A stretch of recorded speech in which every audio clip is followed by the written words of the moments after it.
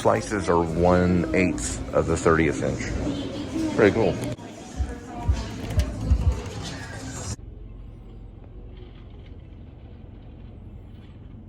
Amid, that looks like some serious pizza. Why so serious, pizza? I love doing the impossible.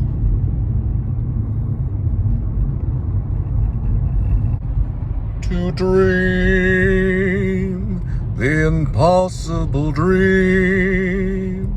From Man of La Mancha.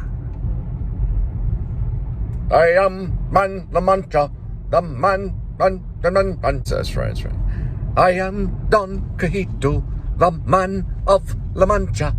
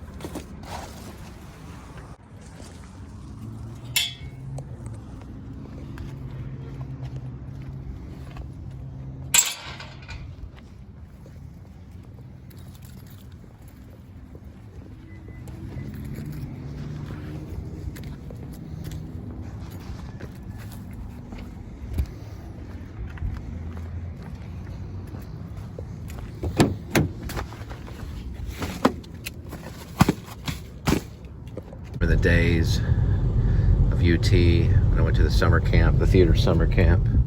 Remember, we saw Man of La Mancha.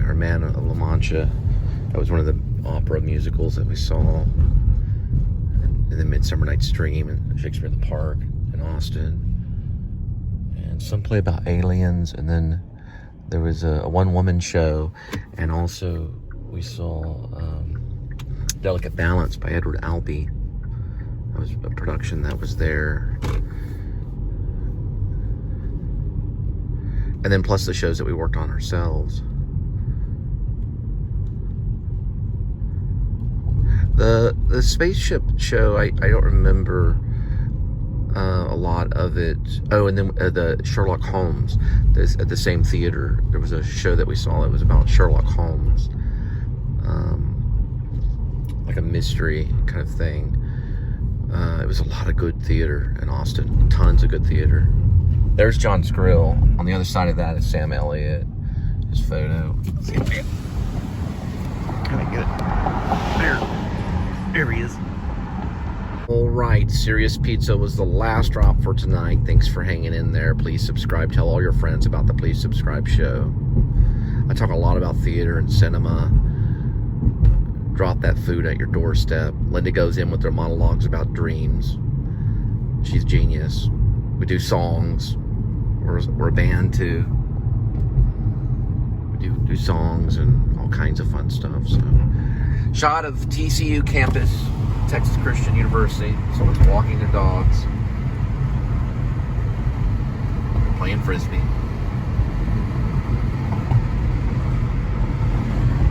Then the baseball field is coming up this way. It's an expensive school. Usually the success rate with TCU is pretty high when it comes to going into the market. I'm pretty sure about that in anything that you study. Maybe other than film. Other than film and maybe theater. Other than that, business and stuff like that. So it's high success rate. It's a good school.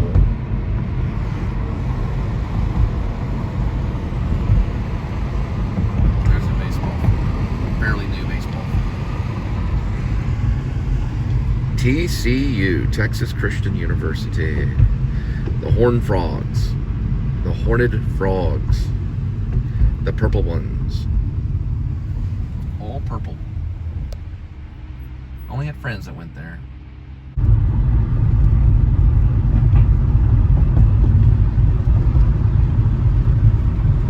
I remember in the play about aliens, they played Enya.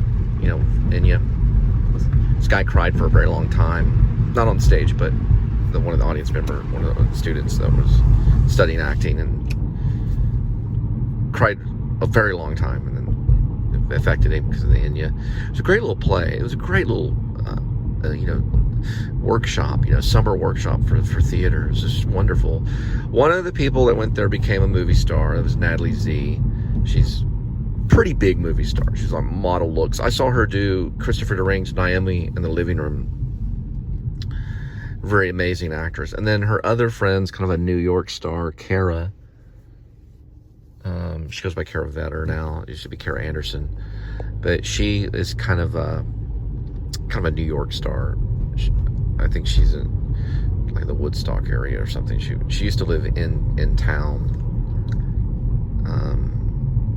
near the NYU area.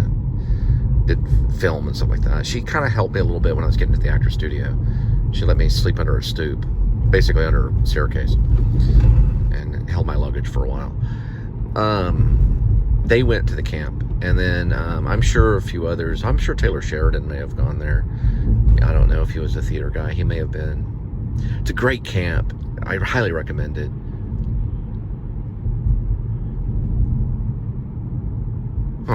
So the theater dean at the time was Lynn Murray. Looked like Shakespeare. His hair is exactly like Shakespeare. A spitting image of Shakespeare. He used to call row. There's hundreds of students. We all had a number. We'd all say our number as quick as possible. If a number was missing, then everything was on hold.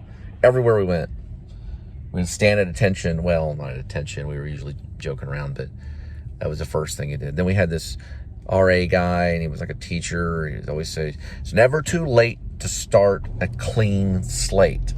Did this like thing with his hand, like this. It was like a patty cake thing. It's never too late to start a clean slate. I was known to say, "I'm sorry," twice. Or I would say, "I'm sorry," 2 times. I don't know why they thought it was very funny. They finally fixed that light over there. Yeah, we even put it in some song. I made the paper twice. I don't know how I did that. The UT Austin paper. I got into 2 photographs twice, 2 different segments of the paper. And then they finally interviewed me. These people that were kind of, they had a real video camera. How does it feel to be in the UT paper in the headline art section twice? I got into the photograph. I was told to do that. I figured out a way to do it. Somehow I got into both of the photographs at UT Austin. And then it was like the local paper in Austin. I'm trying to think. Yeah, we were called the 90210 group, kind of, because they got photos of us. My roommate was, he had made it to state, UIL, for doing One Flew Over the Cuckoo's Nest. We didn't quite make it to state, but we got Elizabeth and I got in. I don't know how we got in, but somehow you got to pay to get in there, and for that Austin. We jog around Austin sometimes at night. It's a beautiful, beautiful summer. That'd make a great movie. Lynn Murray was the guy. We'd have to do the countdown. God, it was so much fun. The cool thing about they did 3 different plays. Okay, so they did this Aztec play that required a pretty big set and real dramatic. Think of Medea. It was like Aztec. Then they did Rivers and Ravines, and I in that one I played Emil V. Later on in high school, I'd come back that next year and play John Harper, because we did it again. We did it there with a great New York director. He was a great teacher of acting. He helped us, and we got through all that. It was a lot of props and everything. Then they did this kabuki. I think that was the second one. Rivers and Ravines was the big one. That was the one you wanted to get into. I personally wanted to get into the kabuki one, but they got me for Emil V. And it was an old character. I had to spray my hair and act old. Talk like kind of like this, and talking about beefsteak and stuff like that. And so I did that, and he said he liked me. He thought I was versatile. And he would he'd go up to the actors and say, "Look, keep doing this. Keep doing this. You're very good at doing this." He would sit there and look them in the eye and say, "Keep doing this. Don't stop acting. Keep doing this."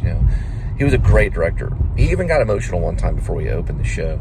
But he was from New York. He was a New York director. He was like a Broadway, kind of off-Broadway director. He was a real guy. That did this struggle. He had this old car. this old puttery car. We saw him putter off the final days. I guess he was going back to New York. But they got him. They brought him in there to do the direction. Now, the Rivers and Ravines was the final one. It was the third show. What was fun was the Kabuki show. When my Kabuki audition, I try to talk like Sean Connery. So I do my lips like this, and I try to do this style kind of thing, you know, this kind of thing. My roommate watched the audition. My roommate and I both got into the big show. We got into the farmer show, which later got to the point where I met Willie Nelson because of it. But we got it both in that show. He played the auctioneer, which is very difficult to do. He's a great guy. He was from some small town, Texas. And we used to do this thing. I just want to say, we used to do this thing where we had this dorm room, and I'd make him like hide. I'd come back to the dorm room, and it was like the Peter Sellers, you know, Pink Panther.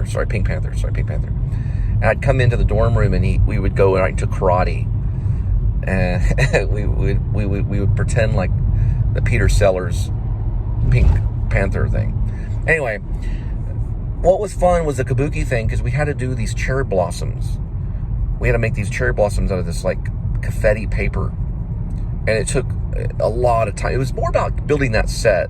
I was a black director that came in from one of the big schools, probably Ivy League or whatever, and it was very stylized. So it was like one Aztec show that was stylized kind of, then there was a Kabuki one. I really loved that one. Natalie Z was in that one.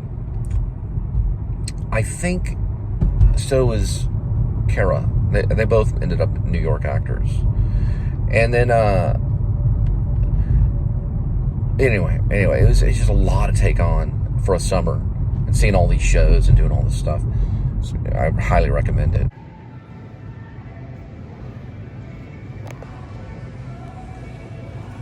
I made a little snack for $1.43. Those budding meat things and some bread. Or I can say it, I got a snack for $1.43. Some budding or some bread. Isn't that interesting?